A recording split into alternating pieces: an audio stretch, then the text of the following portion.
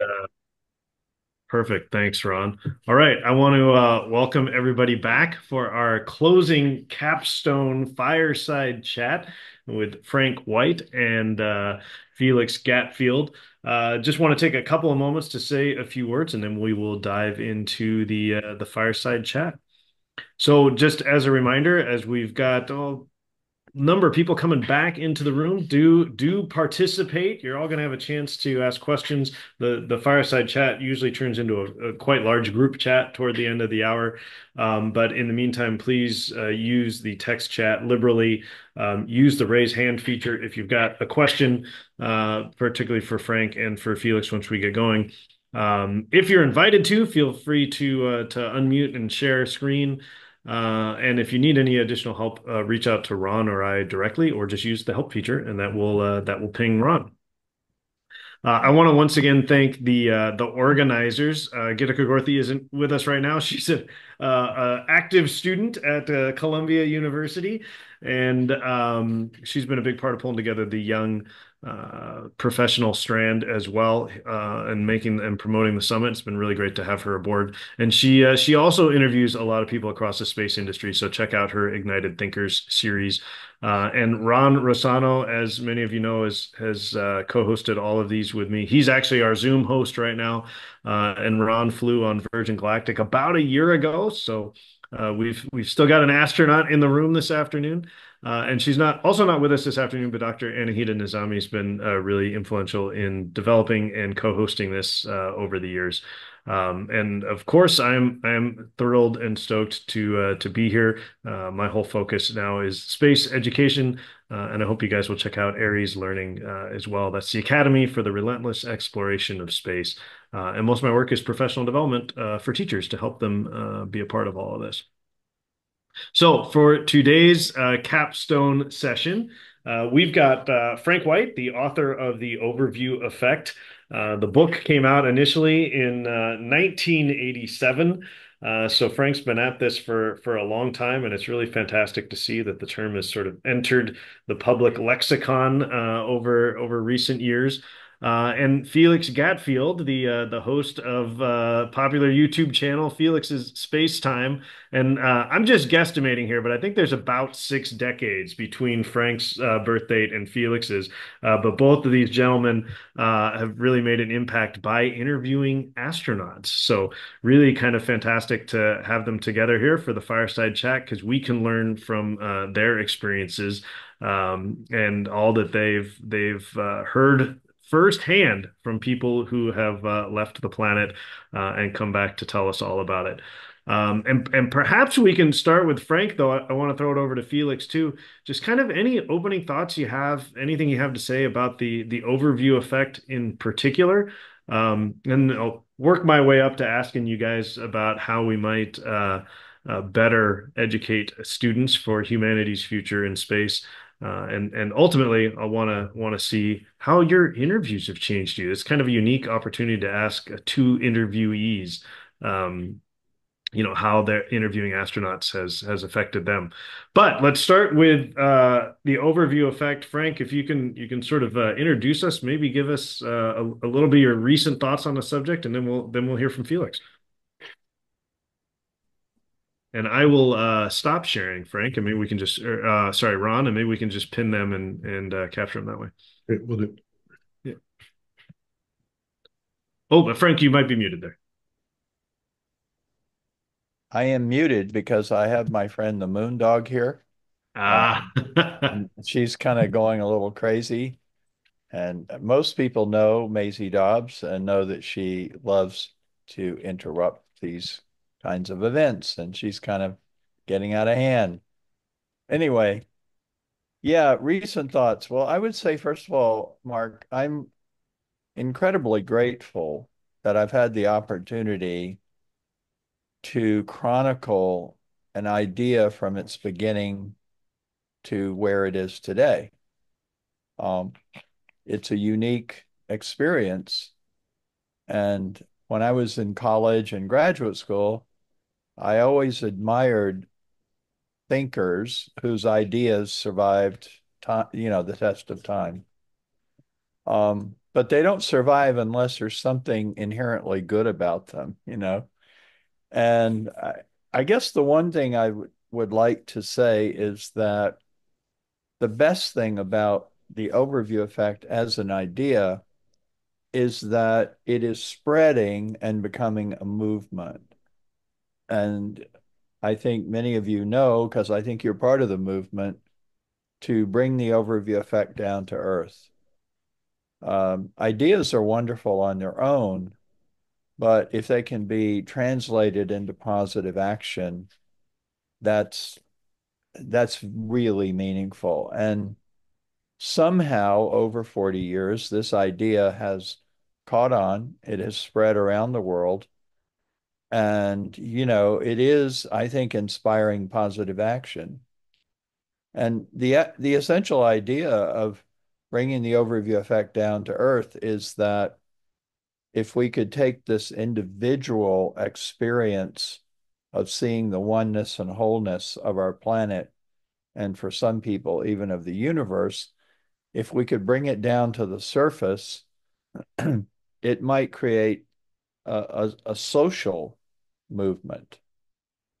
And I think you'd have to be, I think you'd have to be pretty much in denial to say that we don't need help here on the surface. We, we need help. A lot of what's going on right now is totally out of a mentality that's counter to what astronauts say about the overview effect. Um, and the final thing I would say, and this is something that I always want to do, is to say that, the heroes of the story are the astronauts, like Ron. I know Ron doesn't think of himself that way. He's too modest. However, uh, everybody who's gotten on top of a rocket or taken a space plane up and heard the words release, release, release, every one of those people, they're risking their lives. They really are. Space flight is still not 100% safe. And it's always moving to me that people are still wanting to do that. And then the other aspect of it is I've never met an astronaut who didn't want to tell their story because they feel like this is not their knowledge to keep, but to share. And it's very meaningful. It just makes the whole process of how this has all happened gives me tremendous hope for our species at a time when hope is in short supply. So those are my current thoughts, and I guess what I what I think about quite a lot is how do we keep it going into the future? How does this inspirational concept continue and continue to grow and become more impactful? Well, Frank, you're acknowledging the importance of the astronauts coming back and sharing with us all. And I think we all can be very grateful that you've collected that hundreds of pages of primary interviews in the overview effect, fourth edition. So thank you for sharing with all of us. And I want to encourage everyone, of course, to check out Frank's book. Um, he's collected the full texts of so many interviews at the back of the book. After you've read his thoughts about it, you can actually read the astronauts' words in their own words.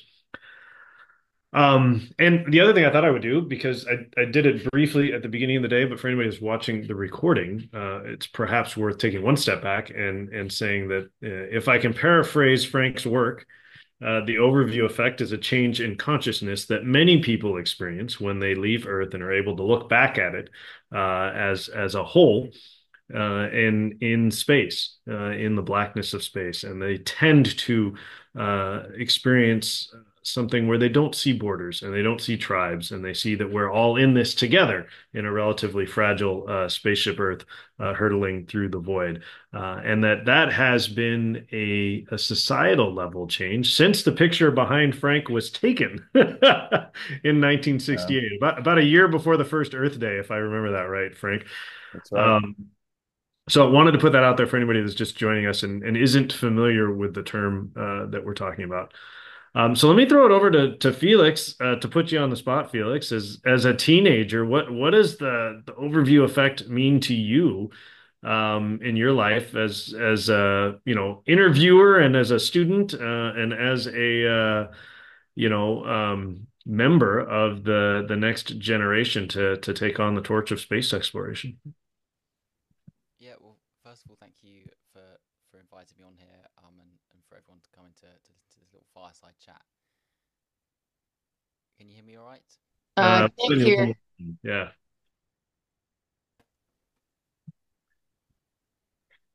It's a little quiet, Felix. That better now? Yeah, It's a little better. Wonderful. Yeah. much better.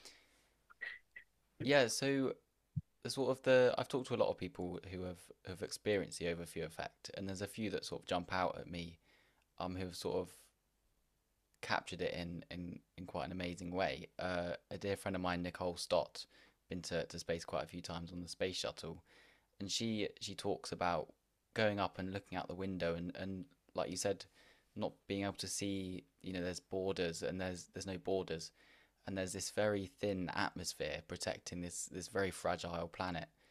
And in the sort of the vastness of space, Earth is this very fragile little planet, and we need to do everything we can to protect it.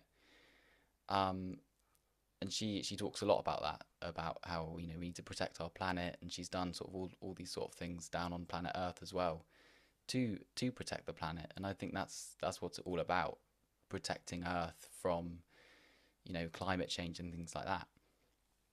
She also the she sort of talks about bit about how we can bring that down. So she uses art to connect the overview effect with people down on Earth. And there's sort of two options you can help people experience the overview effect: is actually experiencing it and then capturing it in a way that you can share it with everyone else, like you, Frank, making a book about it and sharing it that way, or Nicole sharing art, or missions like Polaris Dawn with Jared Isaacman sort of capturing it in amazing video performances and that sort of thing. So I think it's all about, like you said, bringing it from space and bringing it down to Earth for everyone to experience, because only once everyone has experienced it can you really sort of get across to people how fragile Earth is and how you should protect it. It's interesting. I've had a lot of time to talk about this idea, especially with Frank in this community, but hearing both of you speak now, I'm hearing a theme that's sort of a moral mandate to share the experience, whether we've had it firsthand or we've been able to talk about it for years. That's an interesting element to it. That's great to hear. Yeah. I do want to ask you guys, and maybe actually this is a good segue. My favorite question, and Frank, I know you've answered this many times, and Yeah. and I'm sure you've got new thoughts on it. But with this in mind, how might we best educate students for humanity's future in space, and how does something like the overview effect play into that? Yeah. Well, I want to give you some props, Mark, because you've been working on that. If you don't know it, Mark wrote the book on space education and thinking about this question. And also, he has founded the Space Education Alliance, which brings together space educators to talk about that question: how best to communicate this whole enterprise. Um, the first thing I want to say is I didn't say it this morning because there was not time. An important part of the overview effect is communicating the truth of our situation. Um, Ron Guerin talks about how we're living a lie here on the surface. And I've taken what he said and I've given it a slightly different twist, but I do agree with that phrase. And the first thing I want students to know is that what you're perceiving every day is not reality. You think we're on a stable platform with the heavens revolving above us, and that's not so. One of the things that we learned from the overview effect is the truth. The truth is, and this is my mantra that I always repeat, we are in space. We've always been in space. We'll always be in space. So I would like every young person to know we're in space. We are astronauts, really, every one of us. Um, when Ron and others, quote unquote, go into space, it's really just leaving, not just, it's really leaving the planet and looking back from a new point of view. So I really think it's important to get them into a different mindset about what we mean when we say space. Um, I'm content if we say, space with a capital S, where we really mean an entire mindset, an entire way of thinking. However, you know, that's at the root of a lot of our challenges on Earth today, is that we don't have that holistic view. We don't understand that we're on a spaceship. We don't understand that we're moving through the universe. We're exploring the universe every day. And as the astronauts often say, we're all in this together, and it's really dumb. It's really dumb to be killing each other. Uh, and I think people realized many, many years ago that war is dumb and it should be abolished. But there's something about the experience of just, I think Felix might have been talking about it, you know, the earth against the blackness of the universe and how tiny it is and how fragile it is. And and to be behaving the way we are is irrational to say the least. I think that's kind. So that's the first thing. The other thing is I applaud what you're doing, Mark, which is getting people together. They are already educators. They don't have to figure that part out and help them. They know what they do. They know what their students are like. Help them integrate the whole space adventure and the overview effect into their existing platform. And also just realize how urgent it is. I think that's an extremely important part of it. Well, thanks, Frank, for the for the kudos, but also for framing it like that. And I think it is urgent. It's certainly why I put effort into things like this for sure. Yeah. But let's hear from a student. Let's hear Felix's perspective on that too. How might we be doing a better job preparing your peers for humanity's future in space, Felix? Yeah, the first sort of thing I'd like to say is I've never walked into a classroom and sort of up on the board been an objective to learn about space. Never ever has that ever happened. And it might be a bit different over in the US, sort of where the space program is a bit more sort of prominent. I don't know, but never ever have we ever had that as a project or something to learn about in school. I think that's where the problem is. You sort of you can't set people up to be educated about space, the overview effect, and about Earth if you're not covering these topics in school. That's the main thing, and it's a real shame that's not happening. Other, I found out about sort of first sort of my got my interest in space was through YouTube. That should not have happened through YouTube. It should have happened in a classroom where all my questions, could be answered by the teacher and by sort of your peers, like you said. And I think that's where sort of the root of the problem is, not learning about it when you're young. Um, Sort of now that that's happened, sort of now I'm growing up and that hasn't been in the classroom, you sort of have to um, sort of look at different paths to learn about space and the overview effect. Um, which I don't know, maybe that helps you learn more, sort of not sort of investigating it yourself. That's sort of, I'm not sure about that one, but it all comes back to the root of not learning about it in class. I also want to go back to your point, Frank, that you talked about sort of the things that are happening on Earth. Humans are, when you think of it, tiny. We are nothing in, you know, an expanse of space. And I think people don't realize that, down on Earth we are so small, and our actions, our everyday actions, have a lot of what's the word? Sort of, they create sort of other things that happen, and you need to learn about that to be to be able to know that our everyday actions do really, change a lot of things. Mhm. Yeah, I think yeah, it sounds to me like you're saying our actions have consequences. As small as we are, they have consequences on a global scale. And I think that's what Katie Coleman was saying this morning too, that it's not all about you, but you are critically important to the mission. And that's true with a small group of astronauts or engineers, and it's true with 8 billion of us on spaceship Earth. Well, we're going to open it up in just a minute to everybody else's questions, but I have really been wanting to hear from Frank and from Felix.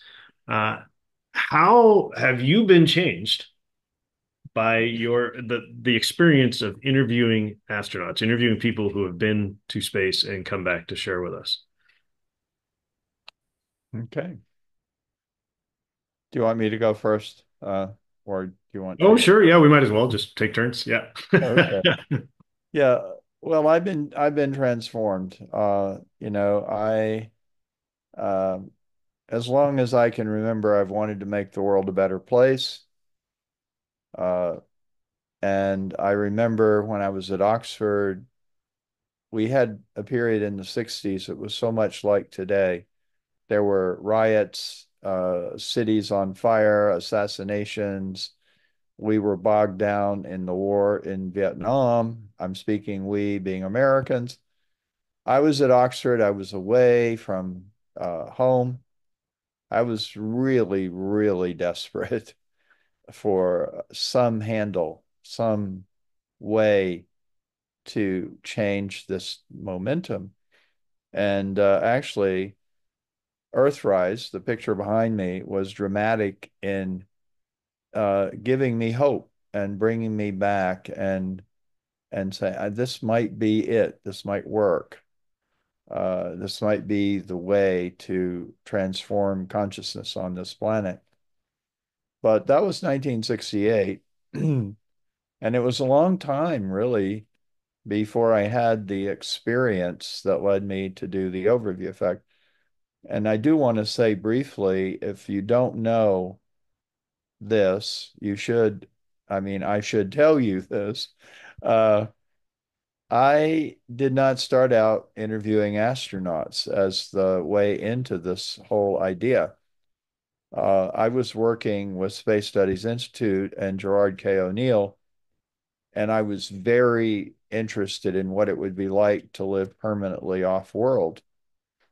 And so flying cross country and looking out the window, I had the insight that led me to the idea that people living off world would just have a very different consciousness from surface dwellers. And I started interviewing astronauts because there were no people like those that I imagined. There still really aren't. There are no permanent residents on the moon, um, or anywhere else off of the planet. And so it gave me purpose because on the one hand, I wanted to improve the world, but I wanted to find a tool for that. And then the overview effect became my way. And, much of what I say and much of what the astronauts say, those things have been said by other people, but they have a power when they come in this particular format, you know.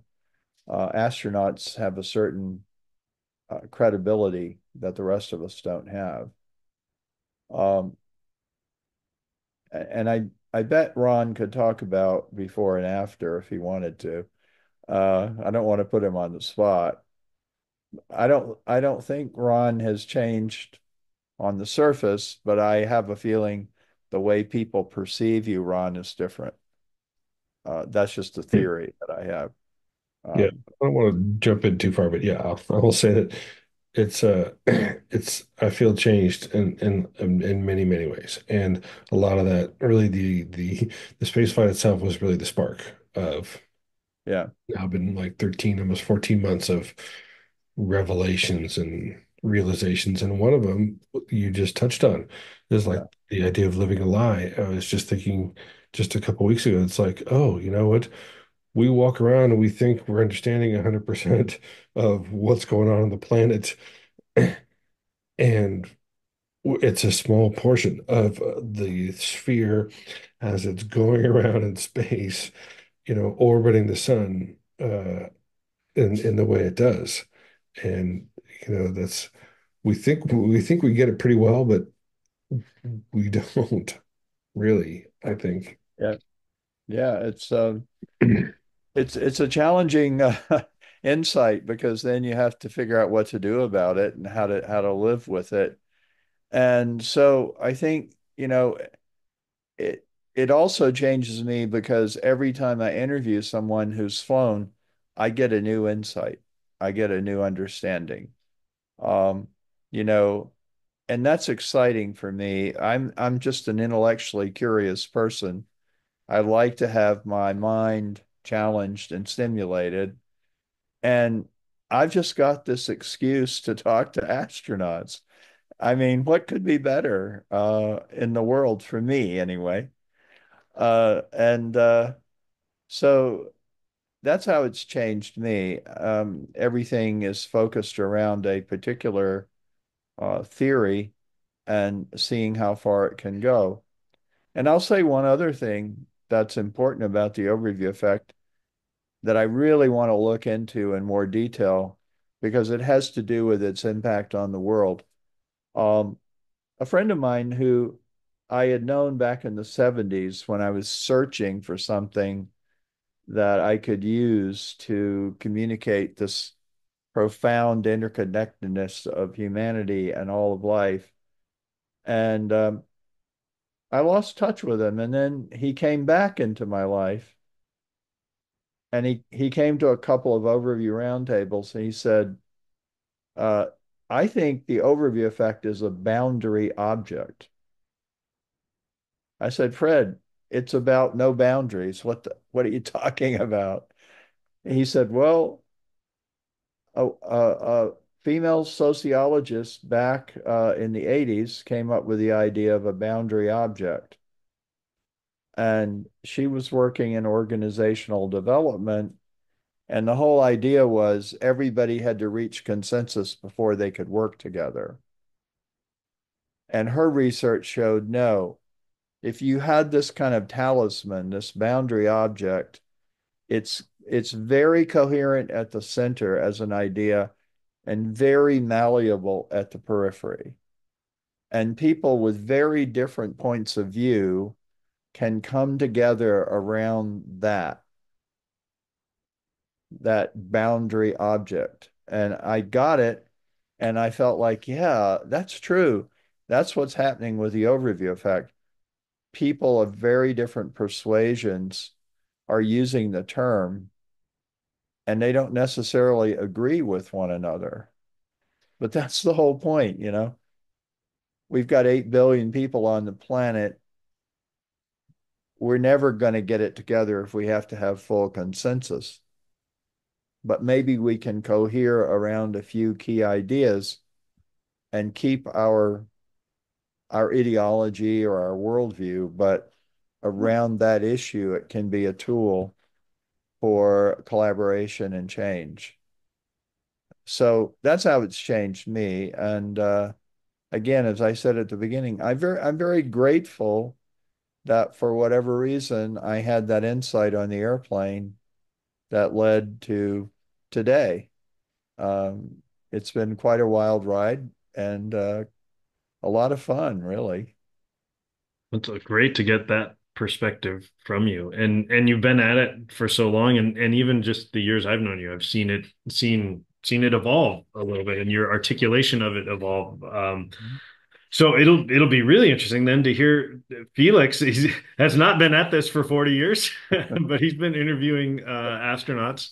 He's been at it for 4 years. 4 years though is, yeah, that's still plenty of time to learn and transform. How has it changed you, Felix, talking to people who have been to space and back, and others in the space industry? Oh, and Felix, maybe turn your volume up a little bit more too. Yeah, thanks. Is that better? Or even closer to the mic, maybe. Yeah. Yeah, even more. I think that's the highest it'll go. How's that? Better. Cool. That's actually quite a really interesting question. So like you said, I've only been doing this for 4 years, but it gives you a deeper understanding into sort of various missions and things that are going on. You I'll look up sort of previous before an interview, I'll do research to get these questions that I'll answer, that I'll ask them, and there really isn't much information about a lot of space missions nowadays, unfortunately.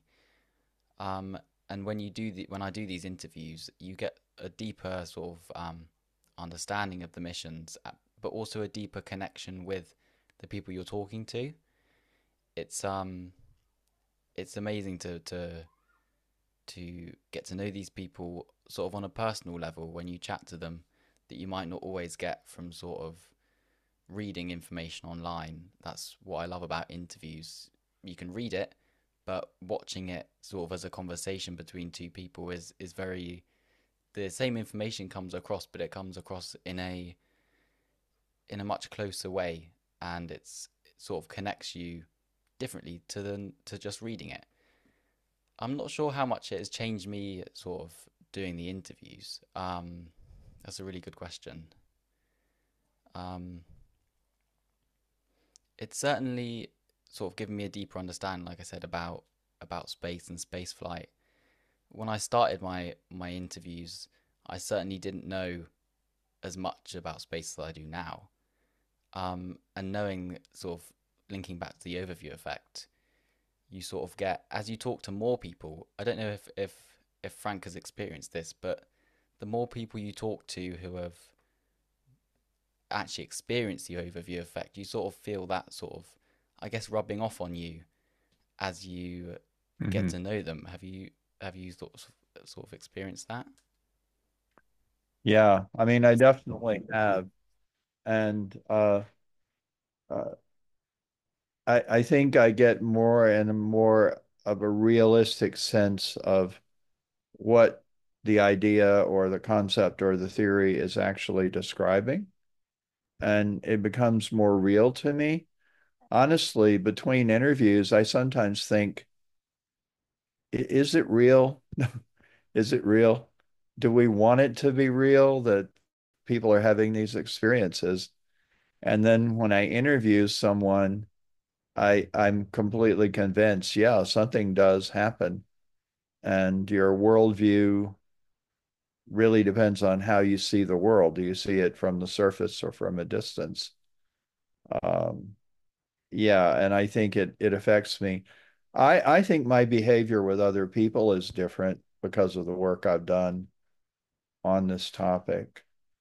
Whenever I get angry with someone or perturbed, I always come back to this, this is my crewmate, and we've got to work together. And I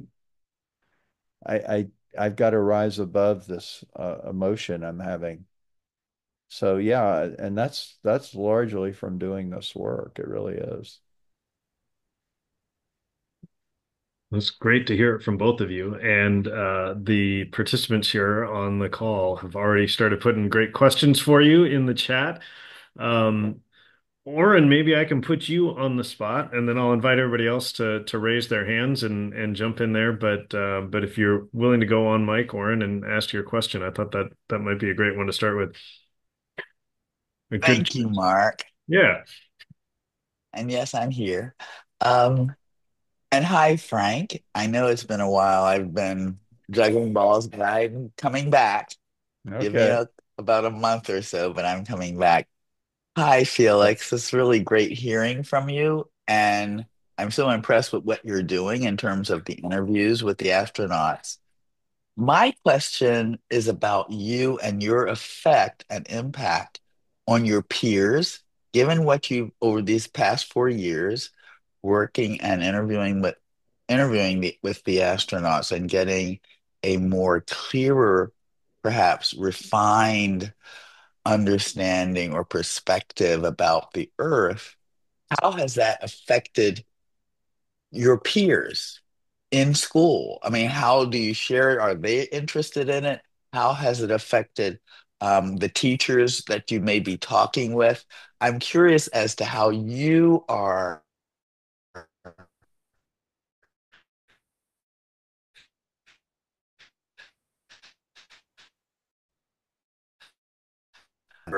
learning and what their reaction is.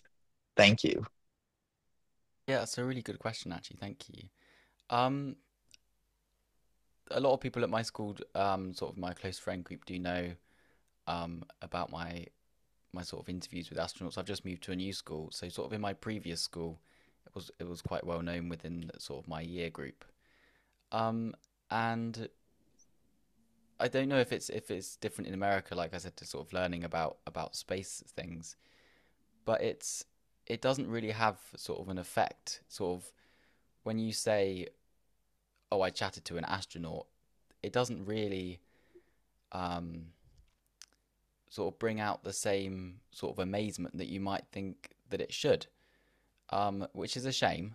Um, but but yeah, you when say I talked to an astronaut yesterday for my YouTube channel, people aren't as amazed as you feel they should be, and I think that's where sort of things are going wrong.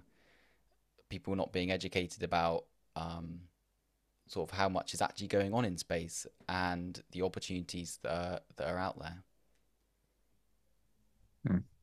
So there isn't the curiosity, even if it's not being taught in space, asking, well, what did they say and what did they do and those types of things, even if it isn't being taught formally in the school. As you said, I mean, to some extent, that is sort of a disappointment. And how do you project it so that the students, some of your peers, do come back with questions, or don't they? And thank you for answering. Sure is. I don't think they sort of have sort of the general sort of knowingness of what's actually going on in spaceflight sort of doesn't sort of allow them to sort of ask those questions back. So they never really there's not really an interest at all. I've never actually met anyone else in my school in person who has an interest in space and spaceflight, which is it's it's strange, and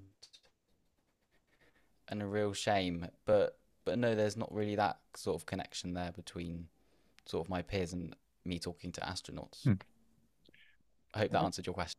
It I, did. Thank you so much. I'm reminded, Felix, of last year at the New Worlds Conference. There was great consternation about a study of young people in America. What did they want to be when they grew up? And being a social media influencer placed much higher than being an astronaut. And so maybe your peers are more interested in the fact that you're who you talk to. I don't know, but I mean, I think you've got the best of both worlds. That's actually a really, really interesting point, actually, Frank. Like when I do mention them, and Who when someone might have a sort of an inkling of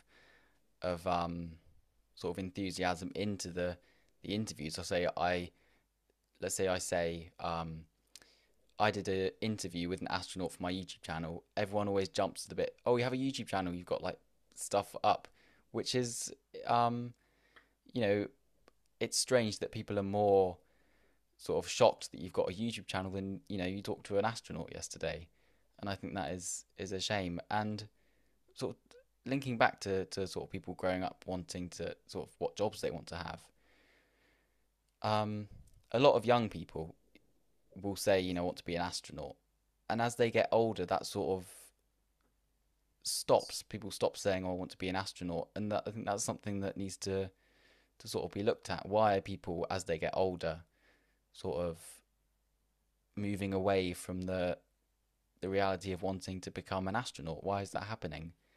And I think one of the main things is you'll say, "Oh, I want to be an astronaut when I'm older," and people say, "That's impossible. That's never going to happen." I think that's a lot of what a lot of people say, and I think that's what needs to change as well. you I'll know, go ahead. They're throwing a quick anecdote about like perception of astronauts right now. My grandson's 3.5, and he was at my launch a year ago, and he went to school recently, and he told his teacher, "Gee, my granddad went to space, and I saw his spaceship," and the teacher's like, "Oh, got a great imagination." Like, like, good thinking. So that's kind of where it's like not expected that that would happen. Like, That's funny, Ron. Well, I could see this could be a whole conversation from here, but we've got a couple of other Yeah, questions queued up if it's a good time, Frank.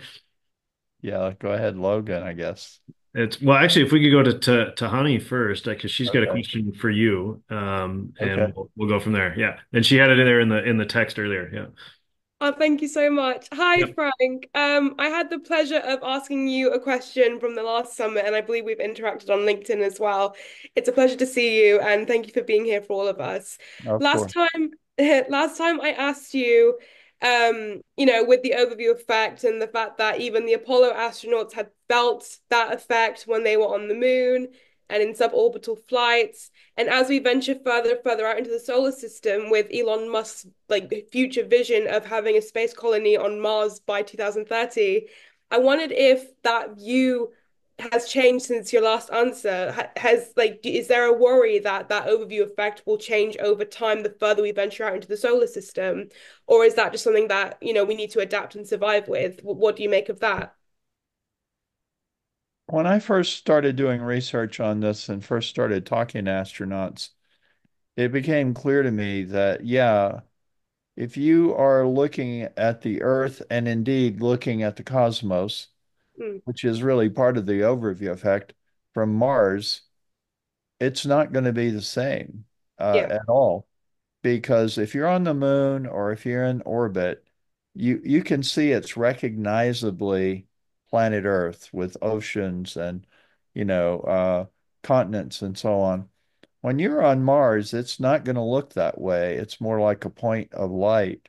yeah, And I think the positive thing to say is the further humanity goes, the more our consciousness will change. yeah, That's how I saw it, is that the overview effect is just the beginning. And in the book, I actually called it the Copernican perspective, which is really an awareness of the whole solar system. And that as people move further out, their awareness of the even larger whole system that we're part of will become even more dominant. Um, I think I think the question of how will that affect our views of Earth do become very important. And I'd love to, if you want to talk about that offline, I'd love to chat with you about it because I do think it's part of this. Oh, sorry. I do think it's part of this intellectual journey. What's Mm, going to happen as we go further? absolutely. And I think it'd be really interesting to hear the views of the Artemis 2 astronauts as well when they eventually go next year, wouldn't it? Yeah, it will be fascinating. And I've already interviewed two of them before Artemis. So that they were orbital astronauts. Now they're going to be lunar astronauts, and that's going to be very revealing.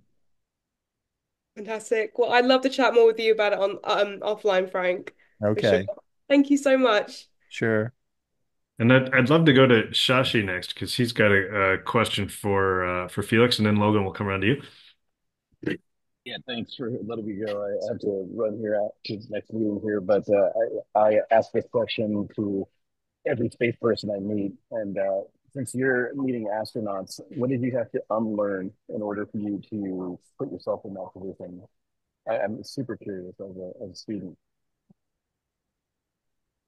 Shashi, maybe you can rephrase it one more time. We had a little trouble with the audio, but what did you have to unlearn for what?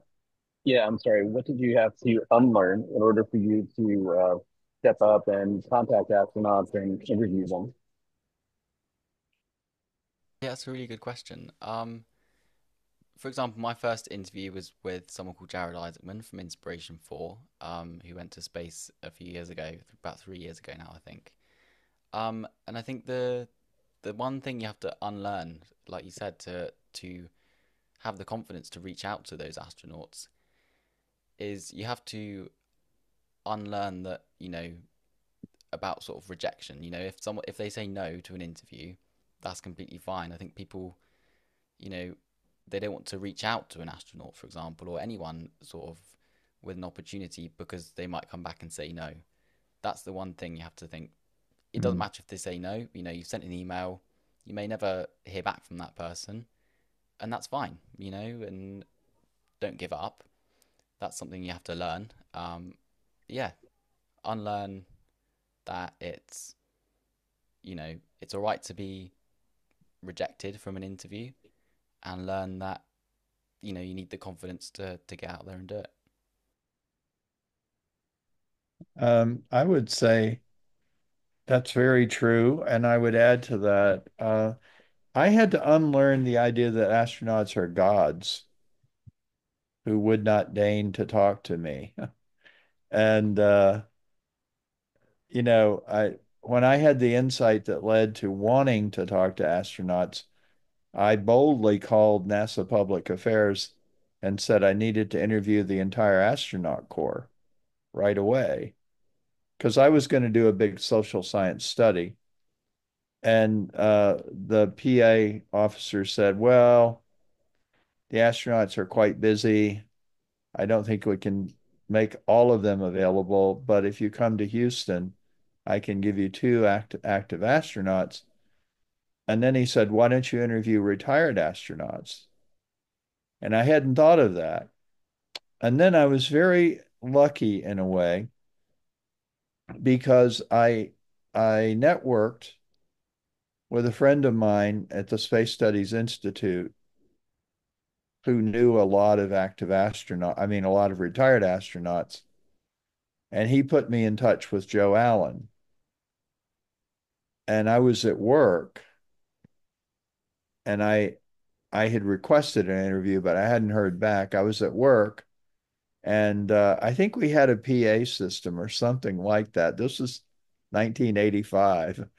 And but what I remember is somebody saying, Joe Allen is on the phone for you. Oh my God, I'm not ready. I don't even know what I want to ask him.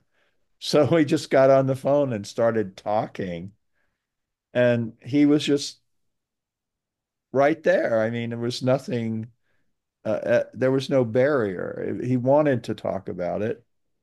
And then I said, can you tell me somebody else? And then he networked me to somebody else. And after a while, it just became, really easy. And I know, Felix, you've interviewed Nicole Stott. I mean, who's more human and available than Nicole? And that's what I had to unlearn was the sense that they probably wouldn't want to talk to me. And if they did, it would probably be very stilted and difficult and all of that. And it turned out to be completely unlike that. Well, I'm glad you've both had that experience, and I have to a degree, to be fair. But it's really awesome that you guys have created an opportunity to then turn around and share that with so many of us. Let's go to Logan, and then if you guys have questions in addition to that, drop them in the chat or raise your hand, and we'll use the last few minutes. Although in about 5 minutes we'll have to start wrapping up because I've got a few final slides to bring some closure to the day. But Logan, fire away. Felix, have you interviewed Fred Hayes? No, I don't think I have. Would you like to be introduced? I'd love that. Yes, thank you. So the one thing about Fred Hayes is that I've had the privilege of co-hosting him in a STEM education program. And almost without exception, every session he gets a question from a student who asks him, what's it like in space? Or what's it like to look back at Earth? And his experience is unique, not unique amongst his fellow Apollo astronauts, but unique from the standpoint that I remember, and I've recorded his stories of what it's like to be on a translunar injection and being able to watch the Earth rapidly decrease in size, to be able to go flying around the backside of the moon and having his own Earthrise experience, and then the experience of rapidly approaching Earth. So which is going to be the experience of the Artemis 2 astronauts as well. Um, Now, you have to understand that his mission was a little bit more harried. So, and the Apollo missions were very much trained to do missions, but they were focused on tasks. They were task focused, but they also had brief opportunities to kind of just like take in the experience. I would be happy to, I'd be happy to make introductions and for you to have an email exchange and set up a time between the two of you to have a conversation. He's one of those human beings on the planet who is very giving of his time and sharing of his experiences. So Well, that's um, I posted my email address in the chat, but you can also just look up Steam for Space using the number 4, and then my email address is on my website. So just reach out to me, and I'll reach out to Fred and tell him about you and ask him, can I provide you with his contact information, and then you can go from there. Well, that's a generous Absolutely. offer, Logan. I'm gonna jump in though because we're coming down to the last couple of minutes and Gotcha. invite Felix and Frank to make any sort of final statements, anything you guys want to wrap up, and then I'll take over here for the last couple of minutes. I've got a couple of slides to bring some closure to the day. But Felix or Frank, any final thoughts? Felix, go ahead. I'd just like to say a huge thank you for organizing this event and inviting me on here with some truly amazing people and getting to talk about all sorts of things. And keep on doing these events. They're truly amazing. And if you ever want me to come and talk on another one, I'd happily do it. Awesome. Thanks, Felix. I think I'd love to see a session from you maybe next time. That'd be great. Frank, Yeah. anything you'd like to add? Yeah. Well, I'd like to thank all of you for coming, especially the organizers. I remember when you first had the idea to do this, and it's great that you've been doing it for so many years. And you make it seem effortless. That's what I don't get, how you do that. Most conference organizers are their hair's on fire, but you guys just seem to kind of float through it, and it always happens. I guess my final thought is that I go back to where I started. I wasn't thinking about astronauts when I started this work. I was thinking about large numbers of human beings living in the solar ecosystem, expanding our range. And I do believe that if we talk to kids in particular, Mark, about, they're going to be kids living off world. They're going to be electricians. They're going to be writers, authors, poets, and astronauts. Maybe they'll get a sense that it's more for them. The astronaut image is still pretty elite in nature. And if we could just get to the point where people could start imagining what really will be a totally new society, and everybody's included and it's for everybody, I think that would be another shift in consciousness that would be really, really beneficial for humanity as a whole. Well, thanks, Frank. I think it's a great perspective to have at the end of this event, and it's been such a full day. But it is exciting to think that maybe we are working toward a change in consciousness like that, and that everybody here could be a part of it. I do want to thank Frank and Felix once again, and all of you for being here. And I saw a lot of the comments in the chat thanking the organizers. I want to, in particular, recognize Ron for being here through the whole thing. You know, you talk about doing this without your hair being on fire. Ron's definitely our rock. And somebody mentioned it earlier, but he's so humble about his own trip to space and his own role in all this, and even his role as a space educator for decades, and all of the space chats he's done with so many classrooms. He brings a lot of experience to this. But thanks, Ron, for hosting us all today. So You're welcome. You're welcome. It's very rewarding, and it's great to bring all these people together. And thank you, Zoom, for making this happen. It's really become really dependable and useful thing. So what a world we live in that we can connect with people from all over the world and talk about this stuff, right? Well, I also want to, of course, point you guys to Frank's book, The Overview Effect, Space Exploration and Human Evolution. It's in its fourth edition. You can buy it everywhere, and particularly on Amazon. And he also co-authored a book with our co-host, Anahita Nizami, who wasn't able to be here today, but they wrote a book to introduce the overview effect to younger children through stories. So I encourage you all to check out Star Sailor as well. I wrote a book on space education, as Frank mentioned, so hope you guys will check that out as well. In fact, perhaps at the end of the session here, I can just drop a link in. I was giving away free PDF copies earlier, but you can, of course, get it on Amazon as well.